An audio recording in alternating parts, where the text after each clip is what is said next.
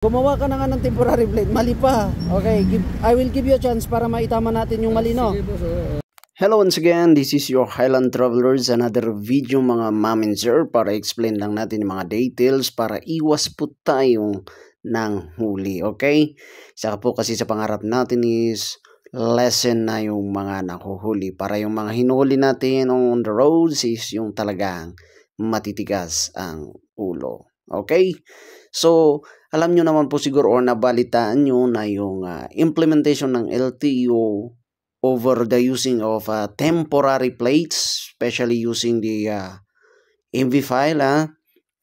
Alam nyo naman siguro, no, yung mga pwedeng gumamit lang ng MV file is mga units from 2020 through paatras. But for 2023 and 2024, usually meron na pong mga plaka yung mga yan. Pag matagal po yung nag-release sila ng plaka, nako, either may problema po sa registration yan.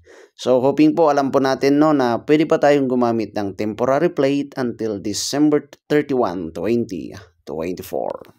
Pero siguraduhin din natin na yung mga temporary plates natin is naaayon po dun sa standard using the temporary plates po, no? Para hindi rin po tayo problema later on pag nasa kalsada na tayo.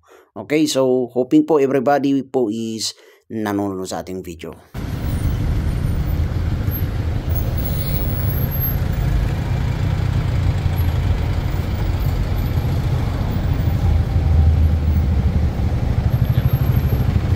Meron ka naman palang ORCR. Oo naman, boss. Eh bakit hindi yun ang ginamit mo sa temporary plate? Wala pa, boss. Wala pang nakukuha yung yung plaka niya mismo. Yun nga ang problema, sir. Mali itong ginamit mo na temporary plate mo. Dapat ang gamitin mo ito, ayan UP, Raptor nga po raw pick-up. Nakasulat na, di ba? Yan dapat ang gamitin mo. Ayan ito dapat ang gamitin mo. Kasi itong ginamit mong ito, mali ito, sir, ha? So magiging coding ko kapag ito na po sa Friday. Biyernes na ako. Oo. Hindi na Lunes. Kasi itong ginamit mo na ito is violation po yan. Gumawa ka na nga ng temporary plate, mali pa. Okay, I will give you a chance para maitama natin yung mali, no? Sige, boss. Pero yung kailangan namin gawin, boss, kasi nung nagtatanong daw yung ay wala pa yung plaka. Wala pa yung plaka, di ba? Gumagamit ka rin lang ng temporary plate. Ito na isurat mo. Papalitan ko to. Ito nang ilagay ko. Sige, boss, para okay. Tapos hindi na siya for registration kasi registered na eh. Oo nga, boss. Ang ilagay mo registered, hindi for registration. Okay, sige, boss. Okay, pero ngayon nakachinelas ka. Sige, boss. Okay lang. Kawawa naman yung paa mo pag nadisgrasya ka niyan. Big shout out po kay Sir Damian Roel.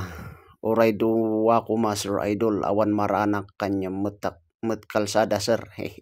Actually, sir, no, iba-iba po kasi minsan yung mga deployment natin. Anytime nagpapalit-palit din po tayo ng deployment, sir. Don't worry po, sir, no. At any rate, pwede nyo po akong makita dyan sa may UP Calao. Mostly from 9 to 12 po tayo dyan, okay?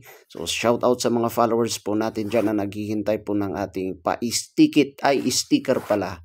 Mga sir and ma'am, abang-abang na lang po tayo dyan in the following days. Huwag po kayong mag-alala, hindi po ako nagtatago.